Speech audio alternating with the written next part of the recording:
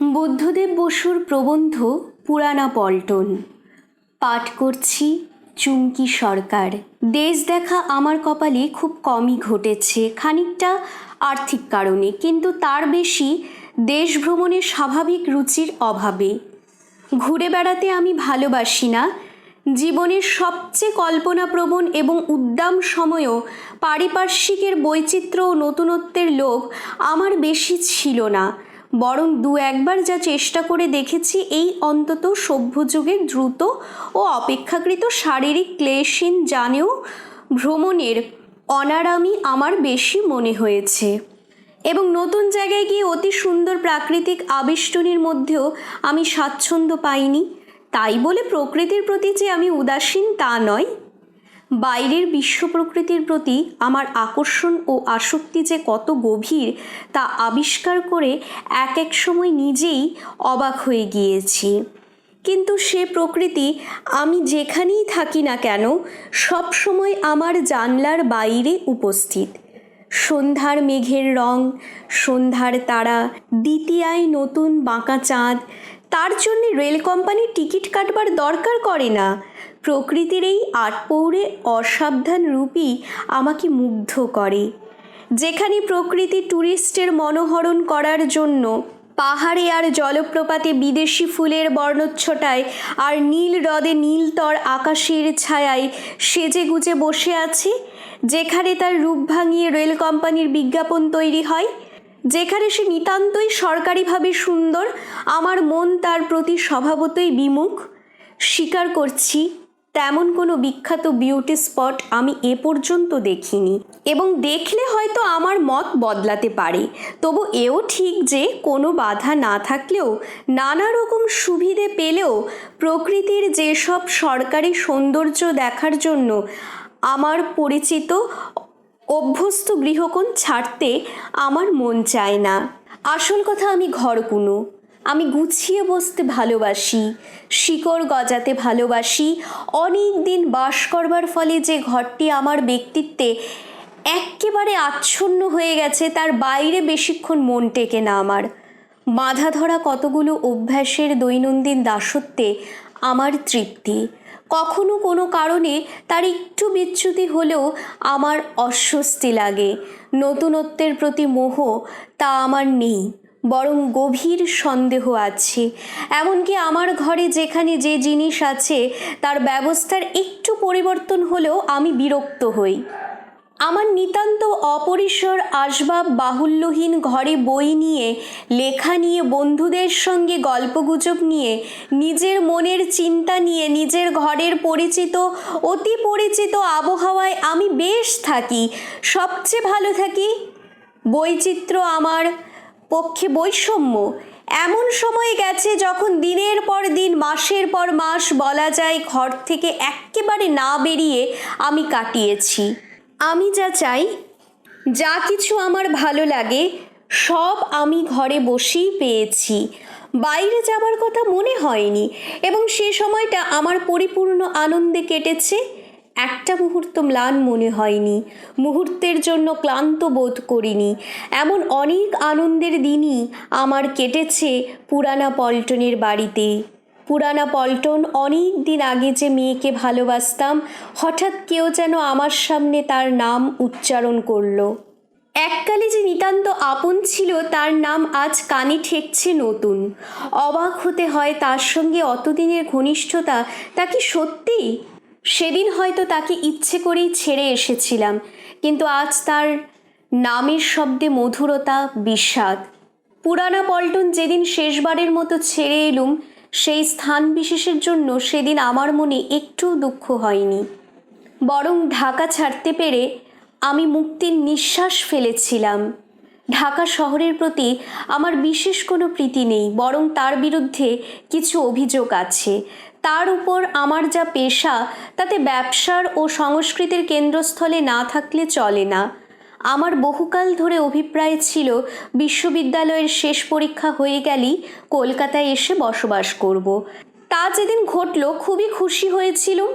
ঢাকার কথা ভেবে মন খারাপ করার সময় ছিল না, তবু এখন মাঝে মাঝে পিছন ফিরে তাকাতে ভালো লাগে।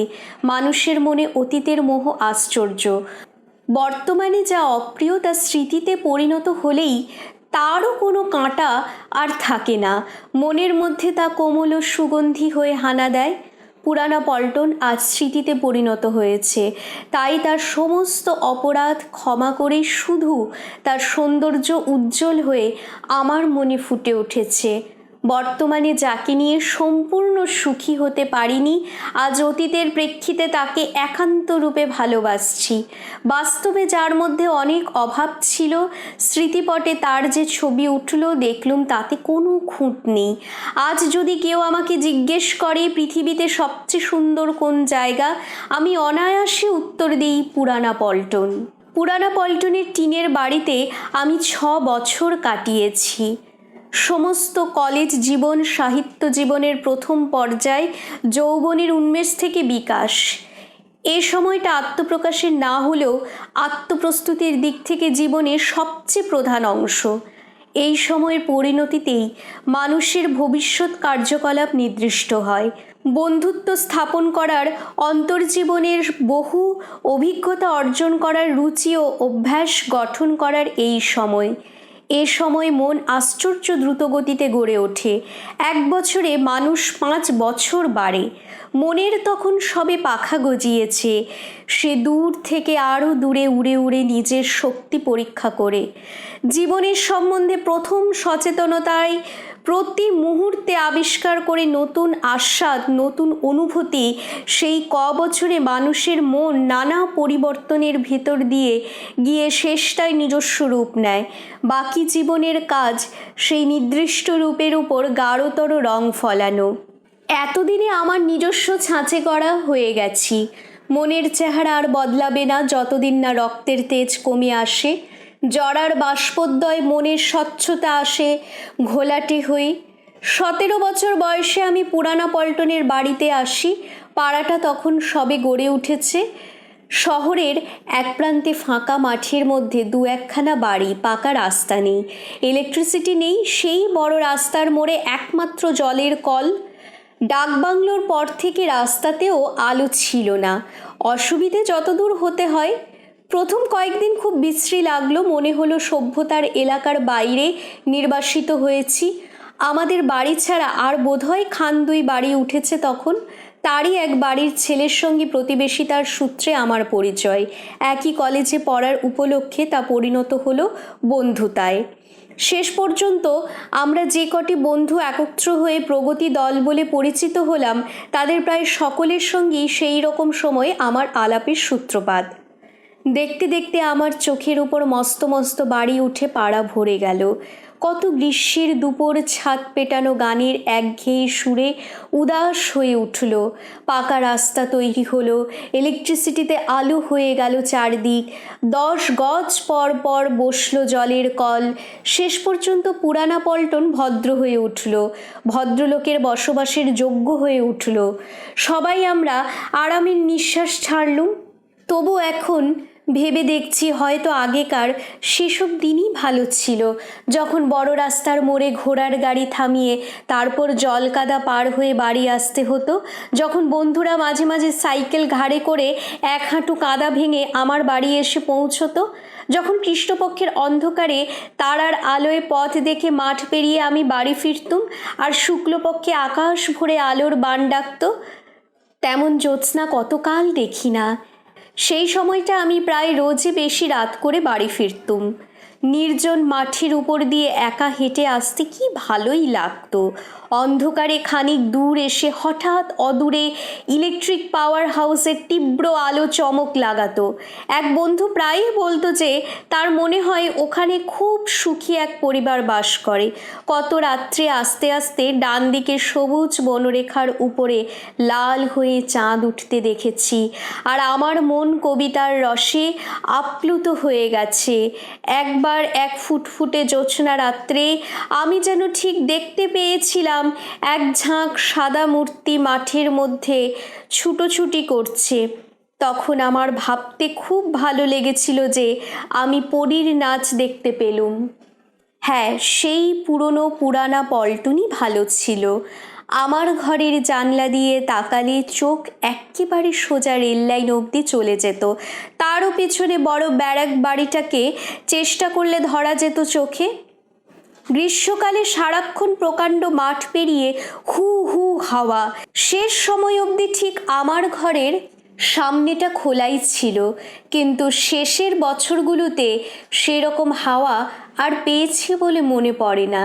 পাড়াটা সভ্য হয়ে উঠবার সঙ্গে সঙ্গে প্রকৃতির উদ্দামতা কমে এসেছিল যেন। পুরানা পল্টনের যে জিনিসটি আমি কখনো ভুলব না, তা হচ্ছে তার বর্ষার রূপ। অমন ধ্বনিবর্ণ বহুল উচ্ছৃঙ্খল অজস্র বর্ষা আর দেখতে পাবো না। কি ঘন সমারোহেই না বর্ষা নামত সেই নির্জন বিস্তীর্ণ প্রান্তরে। সারা আকাশ মেঘে মেঘে নিবিড়, স্তরের পর স্তর, ঢেউয়ের পরে ঢেউ, গাঢ় নীল। কখনো দিগন্ত থেকে যেন মেঘের স্তম্ভ উঠে আকাশ বিদীর্ণ করে দিত, কখনো তরঙ্গ ক্ষুব্ধ মেঘের সমুদ্র আকাশকে জাপটে ধরে থাকত।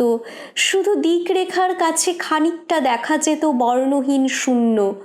মেঘের মিছিল গড়িয়ে চলেছে, প্রতি মুহূর্তে বদলাচ্ছে আকাশের চেহারা।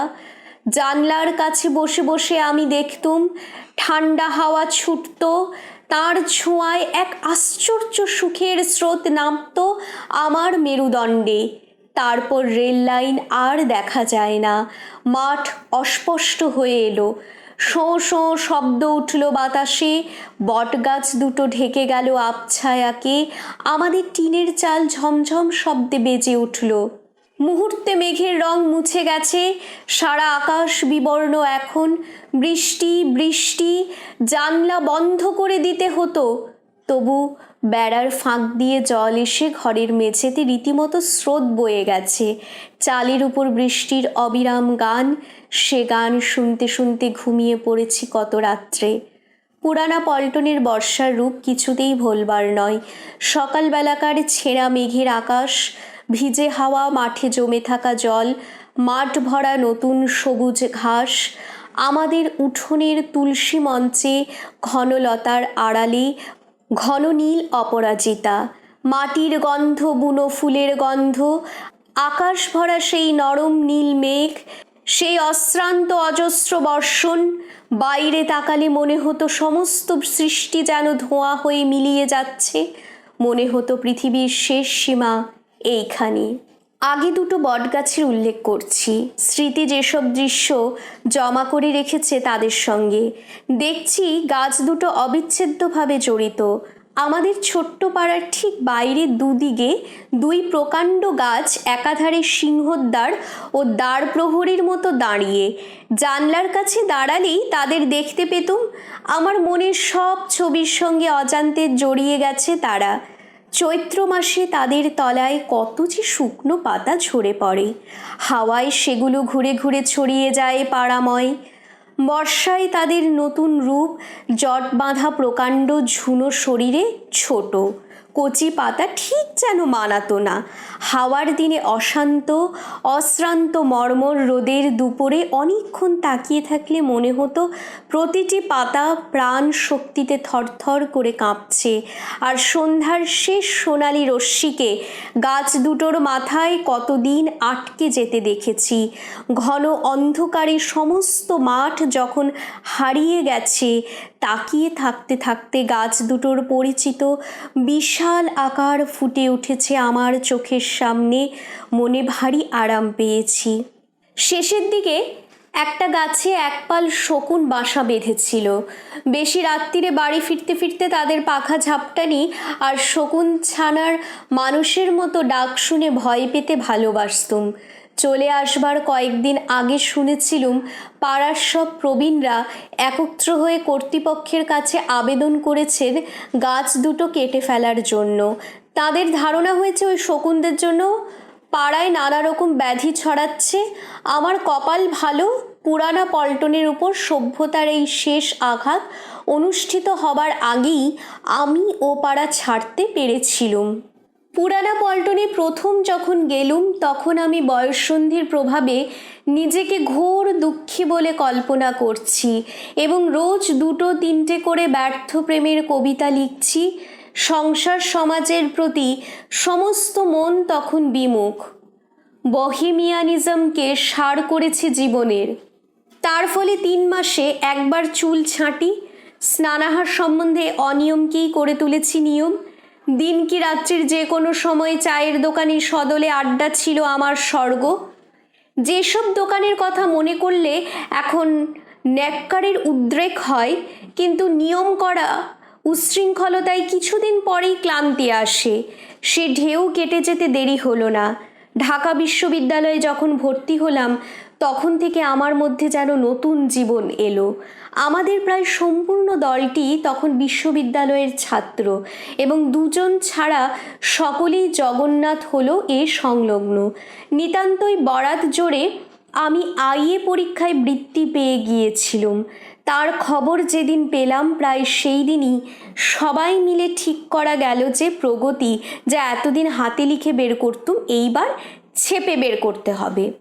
হিসেব করে দেখা গেল মাসে 100 টাকা হলে টায়ে টুয়ে একটি পত্রিকা চলে।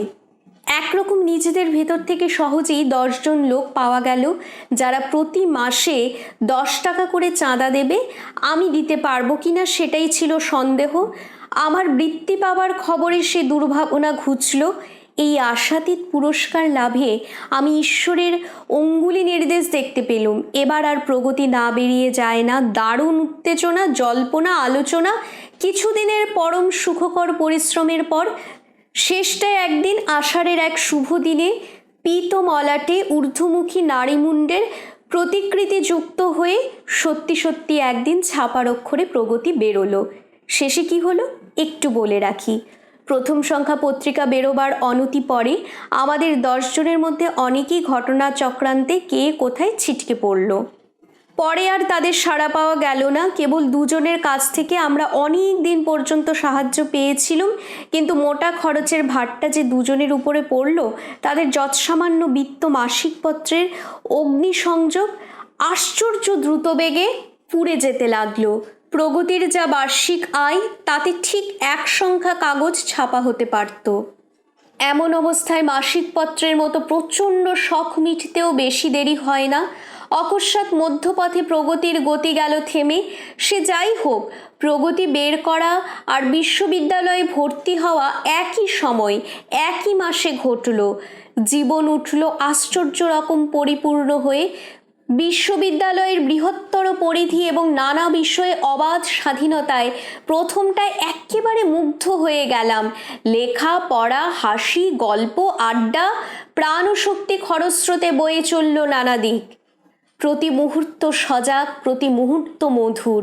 বাড়িতে আড্ডা, বিশ্ববিদ্যালয়েও আরেকটা আড্ডার জায়গা ছাড়া কিছু নয়। ওখানে গেলেই সব বন্ধুদের সঙ্গে দেখা হবে। অনেক দিন ক্লাস থেকে বেরিয়ে এসে আমি খুঁজে খুঁজে অন্য সবাইকে বের করে এনেছি। ক্লাস থেকে, লাইব্রেরি থেকে, কমন রুম থেকে, যাকে যেখানে পাওয়া গেছে, যাদের সঙ্গে তেমন ঘনিষ্ঠতা নেই এমন কোনো ছেলেকেও দলে জুটিয়ে নিয়েছি। প্রকাণ্ড দল বেঁধে আদিত্যের দোকানের সামনে ঘাসির উপর গোল হয়ে বসে চা খাওয়া শুনেছি। আমাদের হাসির শব্দে ওই দিককার ক্লাসগুলোতে পড়াশুনোর ব্যাঘাত হতো। বাড়ি ফিরেও বিকেল থেকে অনেক রাত অবধি হইচই। আমার নিকটতম প্রতিবেশী এক শান্তিপ্রিয় মুনসেফ ভদ্রলোককে না জেনে অনেক কষ্ট দিয়েছি আমরা। তারপর রাত জেগে জেগে সব কাজ করতে হতো। প্রগতির প্রুফ দেখা, প্রগতির পাতা ভরাবার জন্য কপি তৈরি করা, আরও নানা রকম লেখা। এক মুহূর্তের জন্য ক্লান্তি অনুভব করতাম না। একটা দিন কেটে যেত এক মুহূর্তের মতো। দিনগুলো যেন গানের সুর, কোথাও একটু অসঙ্গতি বা বৈষম্য নেই। আনন্দে এক্কেবারে ভরপুর। বন্ধুদের ভালোবাসা, সাহিত্যে দুরন্ত উৎসাহ, অবিরাম রচনা ও পরিকল্পনা, বিচিত্র বাসনার জাগরণ, জীবনের উপভোগে ক্লান্তিহীন আগ্রহ। যদি কখনো একটু অবসর পেতাম, বিস্মিত মন প্রশ্ন করত, এ কি সত্যি? বছর 2 সময়ের মধ্যে আমার মন আশায়, সাহসে, আত্মবিশ্বাসে পরিপূর্ণ বিকাশ লাভ করল। তারপর তারপরের কথা বলে লাভ নেই। কি যেন হলো, প্রগতি উঠে গেল। বন্ধুতার নিবিড় বন্ধনও যেন শিথিল হয়ে এলো। বাইরে থেকে দেখতে গেলে সবই যে সেরকম আছে। আমার ঘরে তেমনি হাস্যমুখের সান্ধ্য আড্ডা, তবু কি যেন নেই। শুধু যেন অভ্যাস মতো ঠাট বজায় রেখে চলেছি।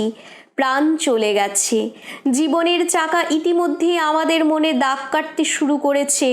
আমরা শক্ত হয়ে উঠছি, স্বার্থপর হয়ে উঠছি, হৃদয়াবেগ সম্বন্ধে সন্দিহান, নিজেকে গোপন রাখতে প্রয়াসী। যত সুন্দর মন নিয়ে আমরা আসি না কেন, সংসারের চিহ্ন তাতে পড়বেই। অবশ্য এই নিয়ে আক্ষেপ করা বৃথা, এরই নাম পরিণতি। জীবনকে এড়ানো অসম্ভব, সব অবস্থায় তাকে স্বীকার করে নেওয়াই ভালো। তবু আজ এ কথা মনে না করে পারছি না যে সেই গেছে আমার জীবনের সবচেয়ে আনন্দের সময়, আর তা ফিরে আসবে না। প্রথম যৌবনের সে উচ্ছ্বাস, সূর্যোদয়ের কমনীয় রক্তিম আভা, ভোরবেলার স্নিগ্ধতা, স্বচ্ছ আলো, তার ফিরে আসবে না। জানি আমার জীবনের দীর্ঘ পথ এখনো সামনে পড়ে আছে। সিন্ধির কৃত্যের দিক থেকে সে অংশই প্রধান। জানি লোকে যাকে সুখ বলে তার আরও অনেক আমার জন্য অপেক্ষা করছে হয়তো, কিন্তু এও জানি সে আনন্দ আর কখনো পাবো না। পুরানা পল্টনের টিনের বাড়িতে যা পেয়েছিলাম, তখনকার জীবনকে আমি যেমন করে ভালোবেসেছিলাম, কৃতি ও সম্মানিত পরবর্তী জীবনকে ঠিক সেরকম করে ভালোবাসতে পারবো কি কে জানে।